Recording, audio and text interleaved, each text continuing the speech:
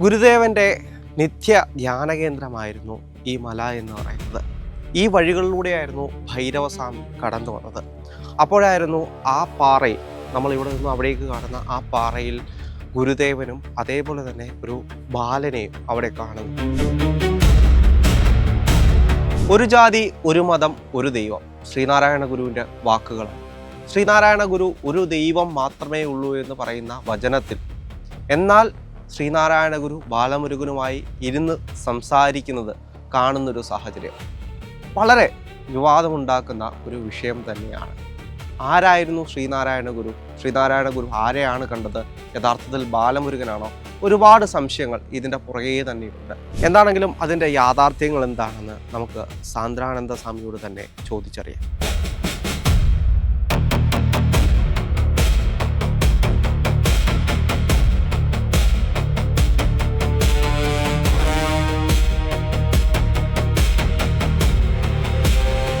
കൊടിതൂക്കിമലയിലെ ഈ ഗുഹയ്ക്കുള്ളിലായിരുന്നു ശ്രീനാരായണ ഗുരു ധ്യാനത്തിലിരുന്നത്. നമ്മൾ ഇന്ന് ഈ ഗുഹയ്ക്കുള്ളിലാണ് ഇപ്പോൾ ഉള്ളത്. വളരെ ചെറിയൊരു ഗുഹയാണ്. ഇപ്പോൾ ഒരാൾക്ക് പോലും അകത്ത് വളരെ കഷ്ടിച്ചിരിക്കാൻ കഴിയുന്നൊരു ചെറിയൊരു ഗുഹയാണ്. ഈ ഗുഹയ്ക്കുള്ളിലായിരുന്നു ശ്രീനാരായണ ഗുരു ധ്യാനത്തിലിരുന്നത്. ഇവിടെയായിരുന്നു ശ്രീനാരായണ ഗുരു ധ്യാനത്തിലിരുന്ന സ്ഥലം. ഈ ഗുഹയ്ക്കുള്ളിലേക്കാണ് ശ്രീനാരായണ ഗുരുവിൻ്റെ ആ ധ്യാന കേന്ദ്രം കടന്നു പോകുന്നത്. അപ്പോൾ സ്വാമി, ഇതിനകത്തേക്ക് വഴിയുണ്ടോ? വഴിയുണ്ട്. അത് വലിയ പാറ ഇടുക്കാണ്. അപ്പോൾ ഇതിൽ നമുക്ക് വളരെ കുറച്ച് ഞെരുങ്ങി വേണം അതിനകത്തേക്ക് പോകാനായിട്ട്. അപ്പോൾ ഗുരു മരുത്വാമലയിൽ തപസ്സിന് ശേഷമാണ് അരിയപ്പുറത്ത് വരുന്നത്. അപ്പോൾ അന്ന് പുലിയും ഒക്കെ തങ്ങിയിരുന്ന ഇടമാണ്. അപ്പോൾ ഗുരുവിനെ പോലെയുള്ള ആളുകൾ വരുമ്പോൾ ഈ ഇങ്ങനെയുള്ള ഹിംസ്ര മൃഗങ്ങളൊക്കെ അവർ വഴിമാറി കൊടുക്കുന്നുള്ളതാണ്. അപ്പോൾ അത് നമ്മുടെ യോഗ ദർശനത്തിൽ പറയുന്നുണ്ട്, അഹിംസ പ്രതിഷ്ഠായാം തത്സന്നിധോ വൈരത്യാഗ എന്ന് പറഞ്ഞിട്ടൊരു ഇത് പറയുന്നുണ്ട്, ഒരു സൂത്രം പറയുന്നു. അപ്പോൾ അഹിംസ ഇല്ലാത്ത ആളുകളുടെ അടുത്ത്, അത് എല്ലാവരിലും ആ ഒരേ ചൈതന്യത്തെ കാണുന്ന ആളുടെ അടുത്ത് ഈ ഇങ്ങനെയുള്ള ജീവികളൊന്നും ഉപദ്രവിക്കില്ല എന്നുള്ളത് വളരെ മനോഹരമായ സ്ഥലം. അപ്പൊ അങ്ങനെ ഗുരു ഇവിടെ മെഡിറ്റേറ്റ് ചെയ്തിരുന്നു. അപ്പൊ ഇപ്പോഴും അത് കുറച്ച് നമുക്കുള്ളിലേക്ക് പോകാം. ചില ആളുകളൊക്കെ വന്ന് കുറച്ചു നേരം വളരെ കുറച്ച് ഞെരുങ്ങി വേണം ഇരിക്കാൻ, അത്ര ഫ്രീ ആയിട്ട് ഇരിക്കാൻ പറ്റില്ല. മരുത്വാമല പോലെ ഗുരുദേവൻ ഇതിനകത്തേക്ക് കയറാം, നമുക്ക് കയറാമല്ലോ, നമുക്ക് എല്ലാവരും കയറാം. ആർക്കും കയറാവുന്ന വഴി തന്നെ. മരുത്വാമലയിലെ കുറച്ച് ഓപ്പൺ ആയിട്ടുള്ള ഗുഹയാണ്, ഇതിന് കുറച്ച് ഇതാണ്. അപ്പൊ അന്ന് ഇവിടെ ഇതേ ഉണ്ടായിട്ടുള്ളൂ. അപ്പോൾ നാച്ചുറലായിട്ടുള്ള മഴയോ മറ്റുള്ള ഇതൊന്നും ഇല്ലാതിരിക്കാൻ വേണ്ടി, പിന്നെ മറ്റുള്ളവരുടെ ദൃഷ്ടിപ്പെടാതിരിക്കുക, മെഡിറ്റേഷനൊക്കെ ചെയ്യാൻ വരുമ്പോൾ ആൾക്കാരെ കാണിച്ചിട്ടല്ലല്ലോ ഇരിക്കുക, അത് അവരുടെ പേഴ്സണലായിട്ടുള്ള അല്ലെങ്കിൽ ലോകത്തിൻ്റെ ഒരു നന്മയ്ക്ക് വേണ്ടിയിട്ടുള്ള, അങ്ങനെ ഗുരു ഉപയോഗിച്ചിരുന്ന ഇതാണ്. ഗുരുദേവന്റെ ഒരു പ്രസൻസ് എപ്പോഴും തീർച്ചയായിട്ടും ഉണ്ടാവും. മഹാത്മാക്കളുടെ ഒരു അങ്ങനെയാണ് എപ്പോഴും അവരുടെ ആ ഒരു പ്രസൻസ്, അവരുടെ ആ ഒരു എനർജി നമുക്ക് ഫീൽ ചെയ്യാൻ പറ്റും. സമയം അതേപോലെ തന്നെ ഗുരുവിൻ്റെ ധ്യാന സമ്പ്രദായങ്ങൾ എന്താണ് എന്ന് എനിക്കൊന്നും പലർക്കും അറിയില്ല. എന്താണ് ഗുരുവിൻ്റെ യഥാർത്ഥ ധ്യാന സമ്പ്രദായം എന്ന്. ഇപ്പോൾ ധ്യാനത്തിൽ ഇപ്പോൾ അങ്ങ് തന്നെ കുറച്ചു മുമ്പ് പറഞ്ഞു, ഇവിടെ ഗുരുവിന് കൂട്ട് എന്ന് പറയുന്നത് പാമ്പും പുലികളും അത്തരത്തിലുള്ള വന്യജീവികളായിരുന്നു. യഥാർത്ഥത്തിൽ എന്തായിരുന്നു ഗുരുവിൻ്റെ ഈ ധ്യാന സമ്പ്രദായം എന്ന് പറയുന്നത്? ഇപ്പോൾ ഒരു യോഗ സമ്പ്രദായം എന്ന് പറയുമ്പോൾ അവർക്ക് യമനിയമാസനം പ്രാണായാമം എന്നുള്ള രീതിയിലൊരു സിസ്റ്റം ഉണ്ട്. അതേപോലെ വേദാന്തത്തിലെ ധ്യാനം എന്ന് പറയുന്നത് നമ്മൾ ഈ നേതി എന്നുള്ള ഒരു ഒന്നൊന്നായി എണ്ണി തൊട്ടെണ്ണും പൊരുളെടുക്കുന്ന ആ ഒരു പ്രക്രിയയാണ്. അതൊരു അനലൈസേഷനാണ്. അപ്പോൾ ആ അനലൈസേഷനിലോ അതൊരു മെഡിറ്റേഷനാണ് ശരിക്കും. അപ്പോൾ ഗുരു പ്രത്യേകിച്ച് ഇന്ന വഴിയിലൂടെ നിങ്ങൾ സഞ്ചരിക്കണമെന്ന് പറഞ്ഞു തന്നിട്ട് നമുക്ക് അറിയത്തില്ല, ഒരു ഇന്ന ധ്യാനം ചെയ്യുന്ന രീതി. അപ്പോൾ ഞാൻ നേരത്തെ സൂചിപ്പിച്ച പോലെ നമുക്ക് ഈ 4 വഴികളിലൂടെയും, ജ്ഞാനയോഗം, രാജയോഗം, കർമ്മയോഗം, ഇതിലൂടെ എല്ലാത്തിലൂടെയും ഗുരു പെർഫെക്റ്റ് ആയിരുന്നുകൊണ്ട് ഏത് വഴിയിലൂടെ അവരവർക്ക് അവരവരുടെ ക്വാളിഫിക്കേഷൻ അനുസരിച്ചിട്ട്, അവരവരുടെ സംസ്കാരം അനുസരിച്ചിട്ട് പോകാമെന്നുള്ളതാണ്. ഇപ്പോൾ ജ്ഞാനമാർഗത്തിൽ ആ മെഡിറ്റേഷൻ മെത്തേഡ് എന്ന് പറയുന്നത് നമ്മളിങ്ങനെ എന്ത് ഞാനല്ല എന്നുള്ളതാണ്. അപ്പോൾ ഓരോന്നിനെയും നമ്മൾ ഇപ്പോൾ ദൈവദേശത്തിൽ ഗുരു പറയുന്നത് അങ്ങനെയാണ്, ഒന്നൊന്നായി എണ്ണി തൊട്ടെണ്ണം പൊരുളെടുക്കുക. അപ്പോൾ ഞാൻ എന്തല്ല, അപ്പോൾ ഞാൻ എന്ന് പറയുന്നത് നമ്മൾ ശരീരം എന്ന് പറയുന്നുണ്ട്, ചിലപ്പോൾ ഞാൻ എന്ന് പറയുന്നത് മനസ്സ് പറയുന്നുണ്ട്, ഞാൻ ബുദ്ധി എന്ന് പറയാം, പല സ്ഥലത്ത് പല രീതിയിലാണ് വരുന്നത്. അപ്പം ഞാനെന്ന് പറയുന്നത് ഇതിനെല്ലാം സാക്ഷിയായിരിക്കുന്ന ആ ചൈതന്യമാണ്, നമ്മൾ വിറ്റ്നസ് എന്നൊക്കെ പറയും. മനസ്സാക്ഷി എന്ന് പറയുന്നില്ലേ, ആ മനസ്സിനും സാക്ഷിയായിരിക്കുന്നതാണ് ഞാനെന്നുള്ള ആ തിരിച്ചറിവിലേക്ക് എത്തുന്ന പ്രോസസ്സാണ് ശരിക്കുള്ള ധ്യാനം എന്ന് പറയുന്നത്. അപ്പോൾ ഗുരു എൻ്റെ ഒരു ഇതിൽ കാഴ്ചപ്പാടിൽ നോക്കുമ്പോൾ ആ വഴിയിലൂടെ തന്നെയാണ് എപ്പോഴും സഞ്ചരിച്ചിട്ടുള്ളതാണ്. മറ്റേത് കുറച്ച് പോയിട്ടുണ്ട്. പക്ഷേ മുഖ്യമായിട്ട് ഗുരു ചെയ്തിരിക്കുന്നത്, ഗുരുവിൻ്റെ നമ്മൾ കൃതികൾ നോക്കുമ്പോൾ ദൈവദശകവും അതുപോലെ തന്നെ അദ്വൈത ദീപിക അങ്ങനെയുള്ള ആത്മോപദേശ ശതകം അങ്ങനെയുള്ള കൃതികളിൽ നമ്മളിങ്ങനെ നോക്കുമ്പോൾ ഈ പ്രക്രിയയ്ക്ക് ഗുരു വളരെ പ്രാധാന്യം കൊടുത്തിട്ടുണ്ട്. അതാണ്. അപ്പോൾ ഓരോന്നതായി അവയവം പിരിച്ച് വേറാക്കിയാൽ ഉലകമില്ല എന്ന് ഗുരു അദ്വൈത ദീപികയിൽ പറയുന്നുണ്ട്. ഓരോന്ന് ഇപ്പോൾ ഈ ലോകം എന്ന് പറയുന്നത് നമ്മൾ സത്യമാണെന്ന് വിചാരിച്ചിരിക്കുകയാണ്. അപ്പോൾ ഇതിനെ ഓരോന്നായിട്ട് പിരിച്ച് നോക്കിയാൽ നമ്മൾ ഇപ്പോൾ ഒരു ഉദാഹരണം വേണമെങ്കിൽ ഒരു വസ്ത്രം, ആ വസ്ത്രത്തെ നമ്മൾ നൂലുകൾ ഓരോന്നും എടുത്ത് മാറ്റി കഴിഞ്ഞാൽ അതാണ് പിരിക്കുക എന്നാണ്. ആ നൂല് പിരിച്ചു കഴിഞ്ഞാൽ പിന്നെ അത് വസ്ത്രം നമ്മൾ പറയില്ല, നൂലെന്നേ പറയുള്ളൂ അല്ലേ. ആ നൂലിനെയും നമ്മൾ പിരിച്ചു നോക്കി കഴിയുമ്പോഴോ അത് നമ്മൾ പഞ്ഞി എന്ന് പറയും. ആ പഞ്ഞിയും പിരിച്ചു നോക്കുമ്പോഴോ അത് നമ്മൾ ആറ്റംസാണ്. ആറ്റത്തിനെ നമ്മൾ പിരിച്ചു നോക്കുമ്പോഴോ ഇലക്ട്രോണും ന്യൂട്രോണും പ്രോട്ടോണുമാണ് അല്ലേ. അപ്പോൾ സയൻസ് അവിടം വരെയൊക്കെ എത്തിയിട്ടുണ്ട്, ഇപ്പോൾ നാനോ ഫിസിക്സിലേക്ക് വന്നിട്ടുണ്ട്. പക്ഷേ അതിനെയും ചലിപ്പിക്കുന്നത് എന്താണെന്ന് മോഡേൺ സയൻസിന് അറിയില്ല. അവിടെയാണ് നമ്മുടെ അദ്വൈതം ശരിക്കുള്ള ജ്ഞാനം പറയുന്നത്.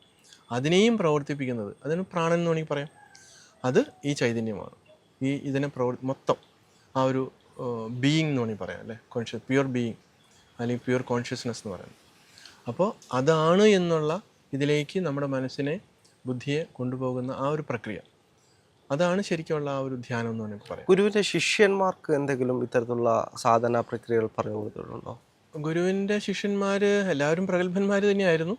അവരവരുടെ തലത്തിൽ ഗുരു അത് പറഞ്ഞു കൊടുത്തിട്ടുണ്ട്. പക്ഷെ അവരത് പിന്നീട് മറ്റാർക്കും പറഞ്ഞു കൊടുത്താൽ നമുക്കറിയത്തില്ല. അതാണ് അങ്ങനെ കട്ടായി കിടക്കുന്നത്. മറ്റൊരു എനിക്ക് ഉണ്ടായിട്ടുള്ള സംശയമാണ്, ഇപ്പോൾ ഗുരുവിൻ്റെ ധ്യാനത്തെ പറ്റി പറയുമ്പോൾ പലപ്പോഴും ഗുരുവിൻ്റെ വസ്ത്രധാരണവും എല്ലാം ഒരു ബുദ്ധ സംസ്കാരവുമായിട്ട് പലപ്പോഴും എനിക്ക് ഒരു ചെറിയ സാമ്യം തോന്നിയിട്ടുണ്ട്. എന്തെങ്കിലും സാമ്യം ബുദ്ധ സംസ്കാരവുമായിട്ട് ഗുരുദേവനുണ്ടായിരുന്നോ? നമ്മളുടെ ഭാരതത്തിൻ്റെ ഒരു തനതായൊരു പാരമ്പര്യം ഉണ്ടല്ലോ, അത് മഹർഷിമാരുടെ ഒരു ഇതാണ്. അപ്പോൾ അവിടെ ബുദ്ധനും അതിൽ നിന്ന് വന്നതാണ്. അപ്പോൾ പൊതുവേ സന്യാസിമാർ, സാധുക്കൾ എന്ന് പറയുന്നത് 2 വസ്ത്രം ധരിക്കാറുള്ളൂ, ഒരെണ്ണം ഉടുക്കാനും ഒന്ന് പുതയ്ക്കാനും, അത്രേ ഉള്ളൂ. അപ്പോൾ ബുദ്ധനും അത് തന്നെയായിരുന്നു. ബുദ്ധൻ രാജകുമാരനായിരുന്നല്ലോ. അപ്പോൾ അതെല്ലാം കളഞ്ഞിട്ട് ബുദ്ധൻ ഇങ്ങനെ വന്നപ്പോഴാണ് കുറച്ചുകൂടി പേര് വന്നത് അല്ലേ. ഒരു സാധാരണ ഒരാൾ ഇങ്ങനെ കയറി വരുമ്പോൾ അത്രയും ഒരു ഇമ്പോർട്ടൻസ് ആരും കൊടുക്കാറില്ല. അപ്പോൾ എന്ന് പറഞ്ഞ പോലെ ബുദ്ധൻ്റെ ആ ഒരു ശുദ്ധമായിട്ടുള്ള ജ്ഞാനത്തെ ഗുരു അംഗീകരിച്ചിട്ടുണ്ട്. പക്ഷെ ആ വഴി മൊത്തമായിട്ടും ഗുരു പിന്തുടർന്നിട്ടില്ല. ഗുരു അങ്ങനെ അന്ധമായിട്ട് ഒന്നിനെയും പിന്തുടർന്നിട്ടില്ല.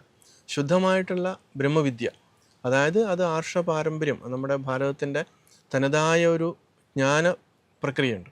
അതിനകത്ത് ഇന്ന് പറയുന്ന ഈ രീതിയിലുള്ള ജാതിയുടെയും വർണ്ണവർഗത്തിൻ്റെ അതൊന്നും വരുന്നില്ല. ശുദ്ധമായിട്ടുള്ള ആ ജ്ഞാനം, ബ്രഹ്മവിദ്യ എന്ന് വേണമെങ്കിൽ പറയാം. അതിനെയാണ് സനാതന ധർമ്മം എന്ന് പറയുന്നത്. സനാതനം എന്ന് പറയുന്നത് ഒരിക്കലും നശിക്കാത്ത ധർമ്മം എന്നുള്ള അർത്ഥമുള്ളൂ. അത് ഇങ്ങനെ ആയിരക്കണക്കിന് വർഷങ്ങളായിട്ട് ഇങ്ങനെ തുടർന്നു വന്നുകൊണ്ടിരിക്കുകയാണ്. അപ്പോൾ ഗുരു ഉപനിഷത്തിൽ പറഞ്ഞിരിക്കുന്ന അതേ കാര്യങ്ങൾ തന്നെയാണ് ഗുരുവിൻ്റെ തനതായ ഭാഷയിൽ ഗുരു കൃതികളിൽ പറഞ്ഞിട്ടുള്ളത്. ഞാൻ നേരത്തെ സൂചിപ്പിച്ചു ദൈവദശകം, അതിൽ നീ സത്യം ജ്ഞാനം ആനന്ദം എന്ന് പറയുന്നത് ഉപനിഷത്തിൽ പറയുന്ന സത്യം ജ്ഞാനം അനന്തം ബ്രഹ്മ എന്നുള്ള അത് തന്നെയാണ് ഗുരു ഇവിടെ പറയുന്നത്. അതേപോലെ തത്വമസി, അഹം ബ്രഹ്മാസ്മി, അയമാത്മാ ബ്രഹ്മ, പ്രജ്ഞാനം ബ്രഹ്മ, ഇത് 4 മഹാവാക്യങ്ങളാണ്. ഇത് ഓരോ ഉപനിഷത്തിൻ്റെ, ഓരോ വേദങ്ങളുടെയും പ്രധാനപ്പെട്ട മഹാവാക്യമാണ്. അത് ഗുരു ബ്രഹ്മവിദ്യാ പഞ്ചകത്തിനകത്ത് ഒറ്റ ശ്ലോകത്തിൽ പറഞ്ഞിട്ടുണ്ട്. ഗുരു അതിനൊന്നും കളഞ്ഞിട്ട് നിഷേധിച്ചിട്ടില്ല. അതുകൊണ്ട് ആർഷഭാരത പാരമ്പര്യം എന്ന് പറയുന്നത് ഈ സനാതനമായിട്ടുള്ള ധർമ്മമാണ്.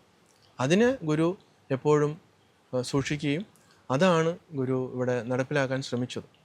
അതിനകത്ത് വരുമ്പോൾ മറ്റ് ആവശ്യമില്ലാത്ത സംഗതികളെല്ലാം കളയണമെന്നുള്ളതാണ്. അപ്പോൾ ആവശ്യമില്ലാത്ത ജാതി അതിനകത്ത് കയറിയിട്ടുണ്ട്. അതിന് ഗുരു കൃത്യമായിട്ട് മറുപടി പറഞ്ഞു, ഇന്നതാണ് ജാതി. അപ്പോൾ അത് കളയാൻ തയ്യാറല്ല അല്ലേ. നമ്മൾ പഠിപ്പുള്ള ആളുകൾ പോലും, ഭൗതികമായിട്ട് പഠിപ്പുള്ള ആളുകൾ പോലും അവരവരുടെ ഈ ഇല്ലാത്ത ജാതി കളയാൻ അവർ തയ്യാറല്ല. അതാണ് വിഷയം. അപ്പോൾ അത് ഗുരുവിൻ്റെ കുഴപ്പമല്ല, അത് നമ്മൾ എല്ലാവരും കുറ്റമാണ്. അപ്പോൾ ഗുരുക്കന്മാരെപ്പോഴും സ്വതന്ത്രമായിട്ട് നിൽക്കാനാണ് പഠിപ്പിച്ചിട്ടുള്ളത്. അപ്പോൾ ഗുരുവിൻ്റെ വഴി അത് തന്നെയാണ്. അതുകൊണ്ട് ബുദ്ധൻ്റെയും അതുപോലെ വ്യാസൻ്റെയും ഒക്കെ നമ്മൾ നോക്കുമ്പോൾ ഇതിലെല്ലാം ഗുരുവിൻ്റെ ആ ഒരു ഇത് നമുക്ക് കാണാൻ പറ്റും. ഗുരു അതിനെല്ലാം എടുത്തിട്ടുണ്ട്. ഗുരു അതിനെ സ്വാംശീകരിച്ചിട്ട് ഗുരുവിൻ്റെ രീതിയിൽ അത് അവതരിപ്പിച്ചിട്ടുണ്ട്. സ്വാമി, അതേപോലെ തന്നെ ഒരു വിഷയം എന്ന് പറയുന്നത് ഈ കൗള സംസ്കാരത്തെ ഗുരുദേവൻ എതിർത്തിരുന്നു എന്ന് പറയുന്ന ചില വിഷയങ്ങൾ കേട്ടിട്ടുണ്ട്. അപ്പോൾ ഈ ചാത്തനെ ഉപാസിക്കുന്ന ചില കല്ലുകളൊക്കെ ഗുരുദേവൻ തട്ടിക്കളഞ്ഞതിന് ശേഷം എന്തിനാണ് ഇതിന് മദ്യവും മാംസവും എല്ലാം കൊടുക്കുന്നത് എന്ന് ചോദ്യം ചെയ്യുന്ന രീതിയിലേക്ക് ഗുരുദേവൻ പോയിരുന്നു എന്ന് ഞാൻ കേട്ടിട്ടുണ്ട്. ഈ കൗള മാർഗത്തിനെതിരായിരുന്നു യഥാർത്ഥത്തിൽ ഗുരുദേവൻ. കൗളമാർഗം ഒരു തന്ത്രശാസ്ത്രത്തിൻ്റെ ഒരു ഭാഗമാണ്. അത് താമസികമായിട്ടുള്ള ഒരു ഉപാസന രീതിയാണ്. അപ്പോൾ പണ്ട് ഈ ഓരോ വീടുകളിലും ഇങ്ങനെയുള്ള കോഴിവെട്ടും അതുപോലെയുള്ള കുറേ സംഭവങ്ങൾ നടന്നിട്ടുണ്ട്. അപ്പോൾ അത് മനുഷ്യനെ ഒരു സാത്വികമായ തലത്തിലേക്ക് കൊണ്ടുപോകാൻ പര്യാപ്തമല്ല. താൽക്കാലികമായിട്ടുള്ള ചില സിദ്ധികളൊക്കെ കിട്ടും എന്നുള്ളതല്ലാതെ അത് മറ്റുള്ളവർക്ക് അത്ര ഒരു ഗുണകരമല്ലാത്തത് കൊണ്ട് തന്നെയാണ് ഗുരു അത് വേണ്ടാന്ന് പറഞ്ഞിട്ടുള്ളത്. ഇപ്പം നമ്മൾ ആസാമിൽ കാമാഖ്യയിലൊക്കെ പോകുമ്പോൾ അവിടെ നമുക്ക് ഇതൊക്കെ കാണാൻ പറ്റും. അവിടെ മൃഗബലി അതുപോലെ ഇപ്പം നമ്മുടെ കേരളത്തിലുണ്ടല്ലോ ചാത്തൻ്റെ ഇതും. അതുകൂടാതെ പല സ്ഥലങ്ങളിലും പല ക്ഷേത്രങ്ങളിലും കോഴി വെട്ടുന്നതും ആട് വെട്ടുന്നതും ഒക്കെ ഇപ്പോഴും നടക്കുന്നുണ്ട്. അപ്പോൾ അതൊന്നും നല്ലതല്ല, മനുഷ്യന് നല്ലതല്ല.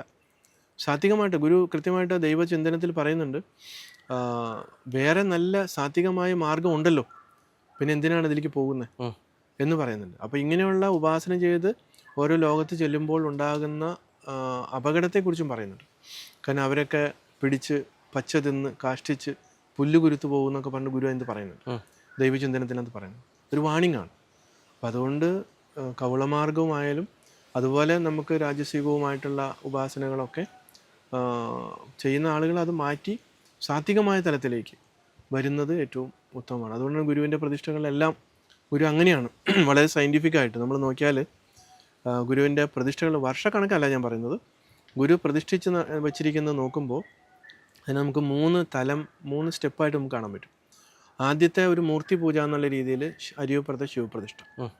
രണ്ടാമത്തെ സ്റ്റെപ്പ് എന്ന് പറയുന്നത്, രണ്ടാമത്തെ തലമെന്ന് പറയുന്നത് കളവങ്കോടത്തെ കണ്ണാടി പ്രതിഷ്ഠയാണ്.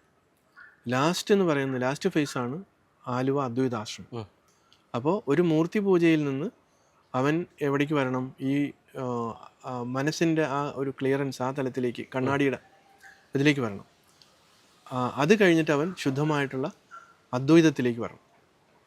അത് പടിപടിയായിട്ടുള്ള ഒരു വളർച്ചയാണ്. അപ്പോൾ ഗുരു അങ്ങനെ കൃത്യമായൊരു ഡയറക്ഷൻ നമുക്ക് തന്നിട്ടുണ്ട്. അത് മനസ്സിലാക്കി നമ്മൾ പോകുക എന്നുള്ളതാണ്.